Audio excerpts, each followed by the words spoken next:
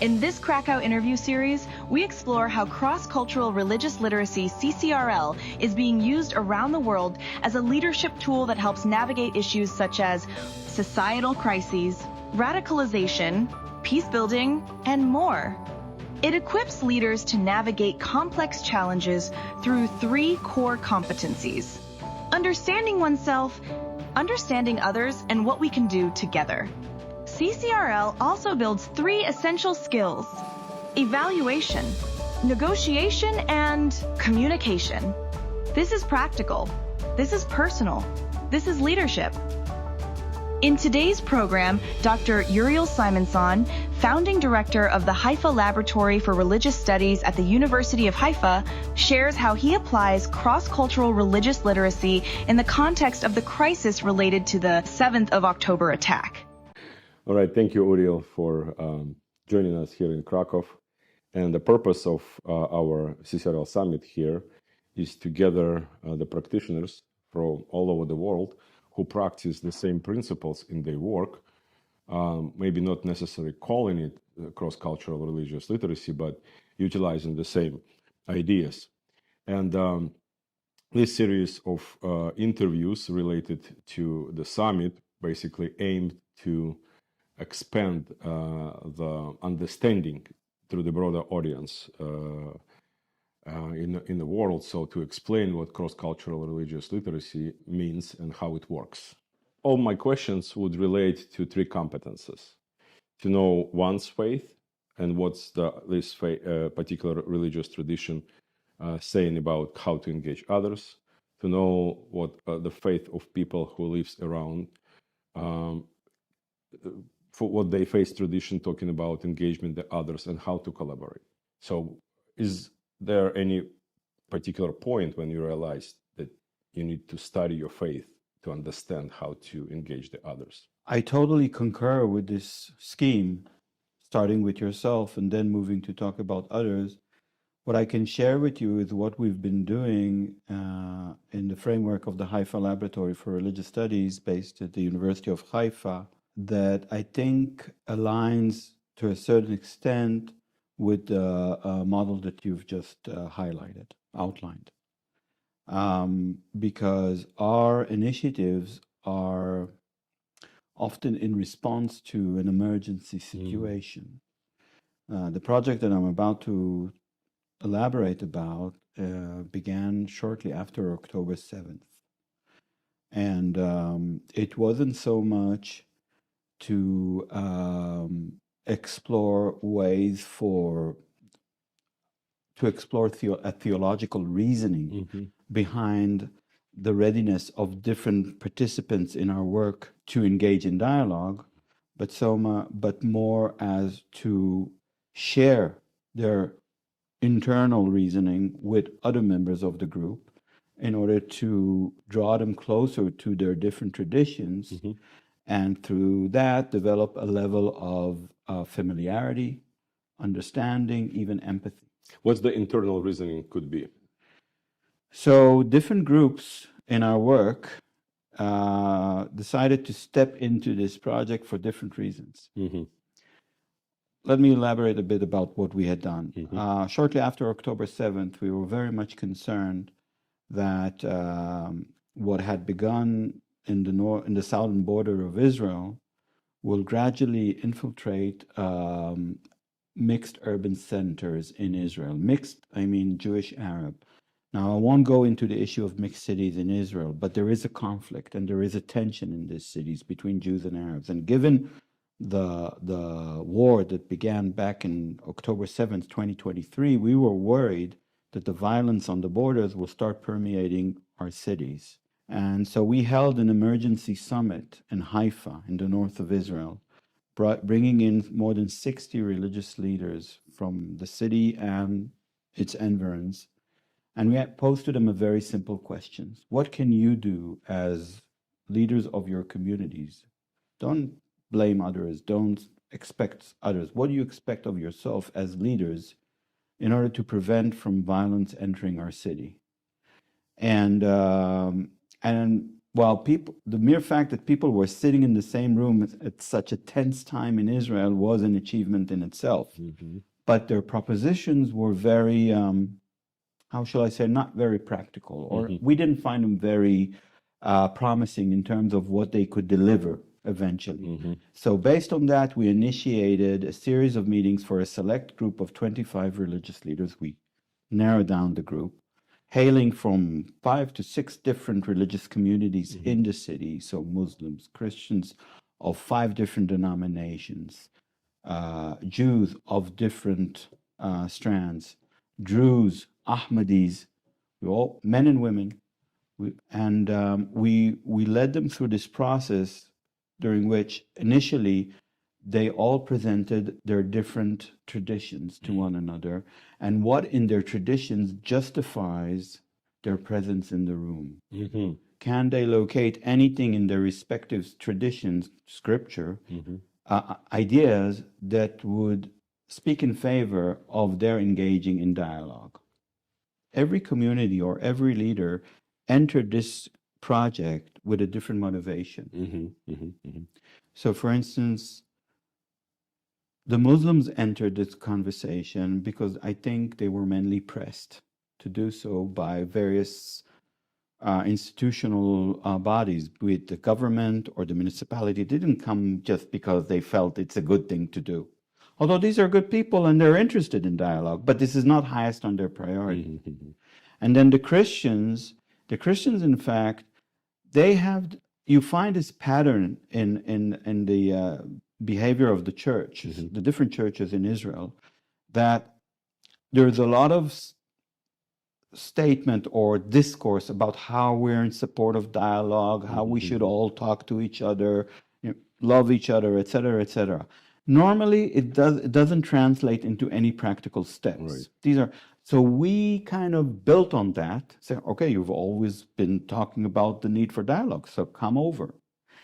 But the Jews represented, in fact, the most interesting case. There were 7 of them, by the way. 5 men and 2 women. And they actually held with me 2 or 3 meetings prior to the group meetings because they had a list of conditions that they wanted to set out before the group meets. For instance, they wanted to make sure that all group members are committed to the state of Israel, are loyal citizens to the state. They need to sign some kind of document that will state that they're loyal citizens. 2, the Muslims in the group should admit that in the Quran it says that the land of Israel was promised to the Jews. They should condemn Hamas. All sorts of requests. And we had to get them off that. Because if we would start bringing all those very heavy issues, no way we could have moved forward. And we managed to. The thing is, with the Jews, they entered the room for a different motivation than the Muslims and the Christians, for instance. We were in a state of war. We still are in a state of war, but it was much more an emergency level. And there was a lot of worry, a lot of tension, a lot of fear that was boiling. You have to think about neighborhood patrols that started to emerge, people locking their houses during all hours of the day. Hearing the Arabic in the public sphere became an issue. Things like that. Very trivial, but emblematic of the situation. And they actually were motivated by the need to keep their community safe. And they said, okay, we'll sit with these people because they're the moderate representatives of their community, and we need to support them. We need to bring in the moderate voices. So they were motivated by security concerns, different reasonings. Doesn't matter. They're all in the room now. We can work with that. The level was that each group had to present textual evidence for a peaceful tradition. So the Muslim has to show those verses in the Quran that speak about diversity and pluralism and loving your neighbor and whatnot. Christians the same, Jews the same. The problem is that I don't think many of them believed each other about it. So they would say, okay, this says in the Quran that you need to be in peace with everyone, but how is it that you initiated the 7th of October attack? How does that work? How can we believe you?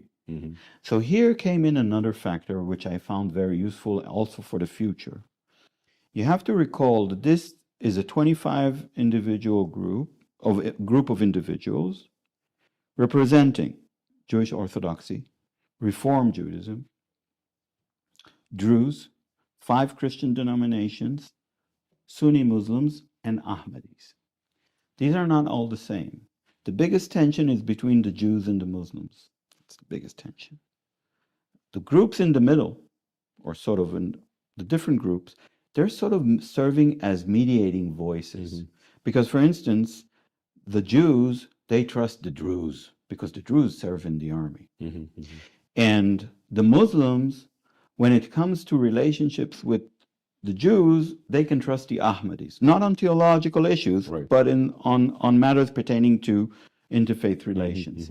So the presence, the existence of diversity in the room was actually very helpful. Because when they were coming up with these verses in the Quran that were sort of advocating for peace, etc., the skepticism that came in response from the Jewish side was somewhat quelled through the presence of the Druze and other groups. They would say, yes, I know what you mean by that. I agree. This is indeed in the Quran.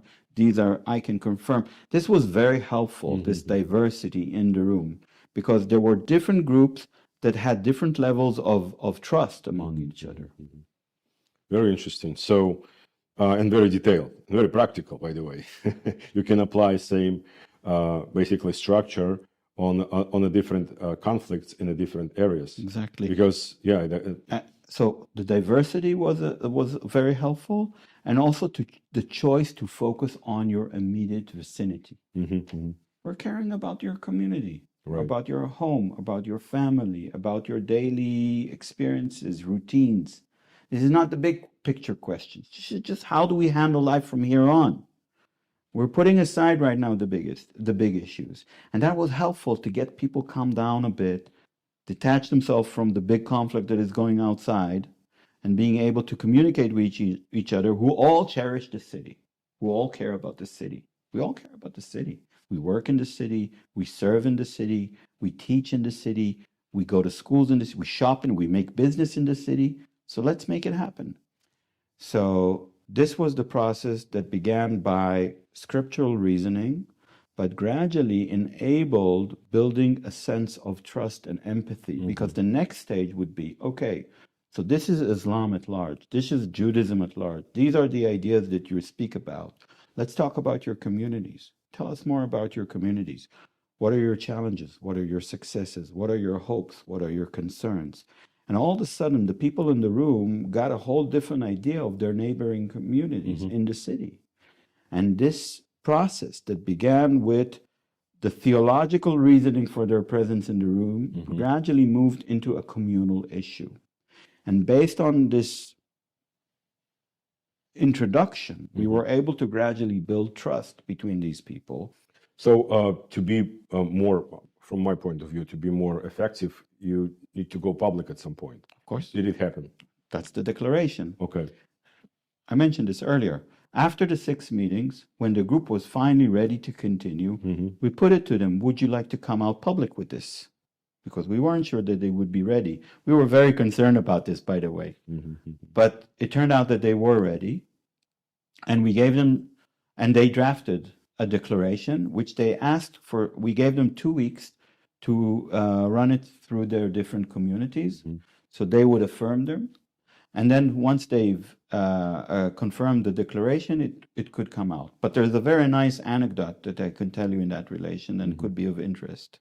So a day before the declaration was supposed to come out, one of the rabbis calls me. This guy is not just a marginal figure. 62-year-old guy, a prominent figure in the city, has a large community. He's leading a large community. He's an educator. He's highly educated himself. So he calls me on the phone and he says, listen, I've given it some thought. We can't go ahead with this declaration if it doesn't include a clause condemning Hamas. What does condemning Hamas have anything to do with the city of Haifa? We're here in the zone of Haifa. This is a way for us to make sure that the Muslims that are signing here with us are actually sincere about their commitment to us. If they're willing to condemn Hamas, that means that they're really sincere. Mm-hmm. I said, fine, I understand where you're coming from. I'll ask the Muslims what they think about it, but I'm not very hopeful. Mm-hmm. I immediately called one of the imams, one of the central imams in the group, and he said, no, I can't sign a declaration with a clause condemning Hamas. I didn't even ask him why. I said, okay, this is the end of the road for us. This is as far as we could get, and maybe that in itself is something we should be appreciative of. So I called the rabbi and said, it won't work. They're not going to sign. He said, what? I can't believe it. Why wouldn't they sign such a simple thing? Right. I don't know, but they wouldn't. He said, let's go talk to him. Mm-hmm. I said, fine. On the very same day, I go pick him up in my car. We go downtown to the mosque. And as we exit my car and start walking towards the mosque, this rabbi, prominent rabbi, 62-year-old, educated, etc., he confides to me a very interesting fact. Throughout his life, never has he entered a mosque. Oh, wow. And that's an eye-opener. Mm-hmm. That's an eye-opener.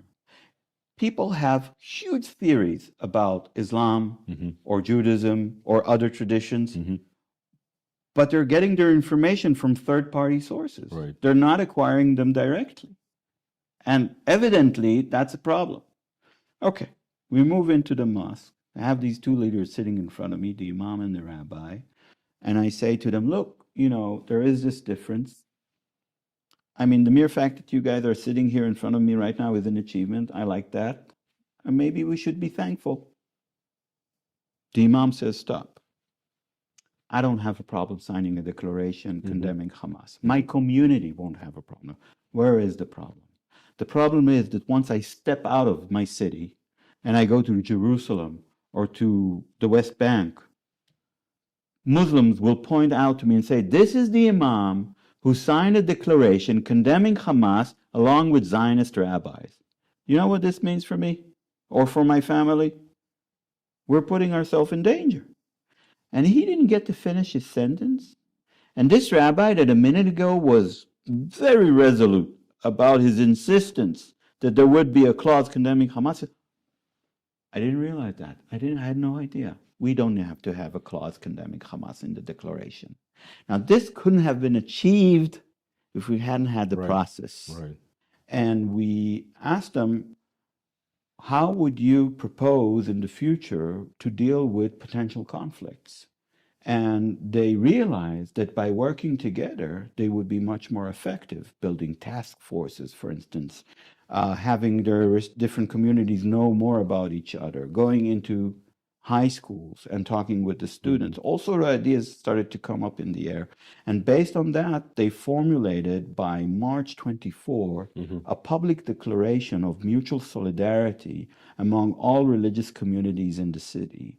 And as a result of that, this municipality embraced this body, and the first multi-faith council in Israel, in an Israeli mixed city, was created. Ever since, they've been meeting regularly. They've been learning about each other's traditions, holidays, ideas, values, things they cherish more or less. And this process eventually led them to a stage that they're now moving out of the circle into the communities. So we have joint visits to different communities. They're going to schools, different religious leaders to speak with students, speaking with the students. For instance, prior to what we call just recently the spring holidays in Israel, because we had Easter, Passover, Ramadan, and Nebi Shu'aib, which is the Druze holiday, actually overlapped this year. So we use that as an excuse to enter schools and talk with the students about the different holidays. But that in itself sent a message, we're sitting together. We're talking with you about this together. Once we passed the holidays and we no longer had the tradition as a justification for meeting, they continued meeting with the students, this time talking about their joint declaration. So I think what CCRL in our context helps us to do is to get people in the same room, because we've put aside for the time being the elephant in the room, and the elephant in the room is political. Yeah. We've put aside the elephant because this doesn't get us anywhere. We're blocked. People are not prepared to listen to each other when it comes to political issues, let alone be prepared to be convinced by competing political narratives. So we needed to find a channel to get people to talk to each other. Now, you have to remember that in Israel, more than 80% of the population has some kind of relationship with religion or God or whatnot. So these people are sitting in a very impactful position, and they're harnessing religion in order to overcome national, ethnic, other forms of diversity. So this is how we implement it. Amazing. So full of wisdom. I think it's very important for our community in the United States to hear that and to understand that we need to. What's also very important for the communities in the United States, not just in the United States, by the way, is to realize that it's anything but a binary situation. There is no good and bad here. There's no right and wrong. Nobody is on the complete side of wrong or complete side of right. There are hues. There's a spectrum of situation or positions. And people living outside the region of conflict, I'm not calling it now Israel or Palestine, the region of conflict, people who are living outside the region of the conflict do not appreciate this complexity, the nuances. I think if I could do it, if I could achieve this, what I would do is allow people living so far away to understand this complexity by meeting people who live in Israel right now, who have Jewish brothers serving in the army, who have Palestinian relatives who are being victims of Israeli bombing, etc., etc., etc., and to realize that there are different voices within the Muslim, Palestinian, Arab communities, different voices within the Jewish, etc. Right. They need to understand the situation is complex. Problem is when you draw your information from social media or from other sources of news, you get a very, very flat image of reality. And I think what stands before us as people who are working with religious communities is to bring out that complexity. People need to appreciate the complexity. Unfortunately, I come from the humanities. I'm a historian, and I'm witnessing one of the greatest crises in humanity, right? In human history. What is that? The decline of the humanities. Right. Humanities are evaporating. They're disappearing because they're not attractive and they've become irrelevant. Right. But they are. Humanities are bringing that element that no other discipline can bring in, which is the complex understanding of reality. That when you look at a picture, it's not just one color, it wasn't painted at one time, the artist came from one place and went to another, etc., etc., etc. And then when you look at a conflict, it's not a simple conflict. You have to realize what are the baggages, what are the hurdles, and what are the possibilities. Right. This is what humanities can do, and this is what our mission is, I think, when we talk with different communities. Perfect. Thank you so much. The third competency, which I already heard from you, is that working together. Right. And you mentioned that you put different religious leaders, not communities yet, but the leaders to work together and to develop the plans. Can you More show? than that. Yeah. Can you show? I mean, tell me a few maybe examples. Fantastic. Yeah. Okay, so I'll give you two examples. One is an emergency situation that was responded to, I think, quite effectively using one of our multi-faith councils in another city, not in Haifa. And the other is an educational initiative. So in the last Ramadan, in a city called Ramle in Israel, which is socioeconomically very low, it's a mixed city. There are 30% Arabs in the city and the rest are Jews. Within the 30%, I would say 27% are Muslim. Ramadan, fast on a particular day is over. Teenagers go out after the breaking of the fast into a neighborhood where there are Jews and Arabs living together, shouting in the street, Allahu Akbar, and knocking on doors and, smashing Allahu Akbar and throwing out these, what do you call those things that make noise that you light them? Oh, yeah, crackers. Crackers, right? Crackers, yep. And this caused a lot of irritation and grievances, especially in a time like this amongst the Jews. So one of the rabbis in our multi-faith group in Ramle said, what are we talking about shared society and life together when you behave this way during Ramadan? What's the point of everything that we're doing here? He was very aggressive, I should say. I wasn't sure what we should do. But what we did is we acted very promptly. We convened a small meeting with that rabbi and 3 imams and 2 other members of the Muslim community. And for the first time, that rabbi heard that the Muslims are suffering from the same problem that they are, the Jews, because of those kids. So it's not a religious issue. There is a problem with these teenagers. So first of all, you've taken out you've taken out really the coals out of the fire. I don't know if you can say that in English. And then what do we propose to do? So the imams on a Friday gave a sermon condemning these kind of behaviors. Also, members of the Muslim community went to the neighborhood, spoke with the families. To the best of my knowledge, it never happened again throughout Ramadan. So this is a form of action. Right. In Haifa, what we had done over the past few months, I told you about that, before the holidays and after the holidays, we have a very good relationship with the municipality in the city. They gave us an entry ticket to any school we choose in the city with a multi-faith panel, speaking with the kids. And so I was going from one school to another with a group of 4 every time, 4 or 5 religious leaders, talking with the kids about why they choose to sit together, about their shared values, about what message they would like to give the children, and also ask, well, they're not children, they're teenagers, and we allowed also the students to ask questions. And they sometimes ask very complex questions. We said, you can ask anything you want, so long as we keep one principle alive, which is you ask it in a polite and respectful way. Anything is legit, so long as it respects the person you're asking. And that was maintained. And at the same time, we held moderated sessions with the religious leaders to prepare them towards difficult questions. How do you respond to a difficult question? What do you do with a question that, why are you sitting with the Jews while they're massacring our people? Or why are you sitting with the Muslims when Hamas is an Islamic movement? Those kind of questions. And we prepare them to these kind of situations. And one of the rabbis, this is fantastic, he's sitting in the panel and he's saying, look, one of the kids asked a question to all the leaders. He was asking, do you feel equal in terms of your religious beliefs and practices living in Israel? He was posing this to the non-Jewish leaders.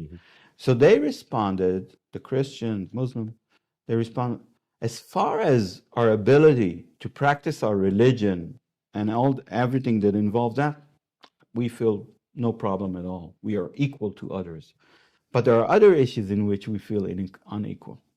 There are other issues that we feel that we're discriminated against. Now, I was concerned at that point that the rabbi will snap at them and say, what are you talking about? This is an equal state, democratic state, etc., etc. But no, he said this. He said, these are exactly the things that we need to talk about. These are the difference, but we have no alternative. We need to sit together and talk about these things. Even if we disagree, we need to find a way that will satisfy everyone's needs. And that's a process that shows that not only do we have a potential impact on the communities and the kids, but also on the people whom we are sending to speak with the communities, the religious leaders themselves. It's a bidirectional process, and it's a very practical one. We met for the first time in person. Yeah. After a great lunch Right. And we were very sleepy in the very beginning, you and I a little bit. But when you started to talk about the topic, what is actually, I think, very close to your heart, you immediately woke up. Of course. and provided very, very interesting, detailed Yeah. Explanation of You're your not great... the first one who's witnessing the situation, that I'm tired when it comes to other things. When I'm talking about these issues, I wake Yes. up. Why are you doing that? Why is it personal to you? And it's clearly personal. Oh, it's very personal. I will almost say that it's a life's mission. I don't think there's a single answer to this, but one answer is that at the end of the day, we need all to get up in the morning and feel that there is a meaning for our presence here. And I draw a lot of meaning from what I do. We're living in a very dark time. There's a lot of despair. There's a lot of death. There's a lot of injury, a lot of sorrow. It's difficult. You know, we've been going on in this war in Israel since October 7th. We're now, in early June? Soon we'll be celebrating 2 years. It's crazy. And it's on a daily basis. It's all over the place. You can't stop thinking about the victims by either side, depends who you are. I think on both sides. It's depressing. But when you get an opportunity to get people to have people talk to each other, to promote understanding, to promote dialogue, to promote mutual acceptance, this is very fulfilling. This is very rewarding, and it kind of helps me to deal with the current situation. And it gives me a lot of sense of meaning. That's the simplest question. There are other reasons. I draw a lot of.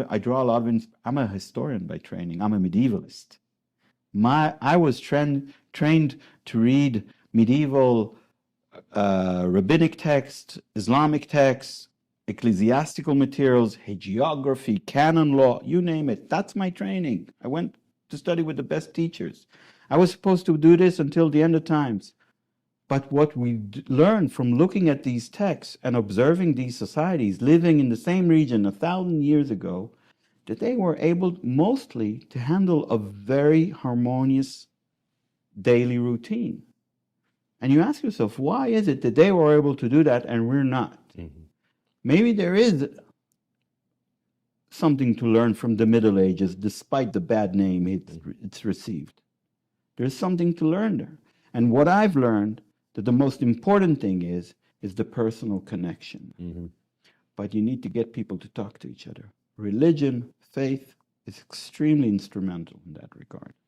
So that's another reason. Thank you so much for this conversation. I was personally very benefited, and I'm looking forward to see you again in 3 weeks. In 3 weeks in Israel. So, and I wish you the very best at the rest of our CCRL Summit. And thank you very much for organizing this. It's a wonderful event, and I'm getting a lot of very useful ideas here.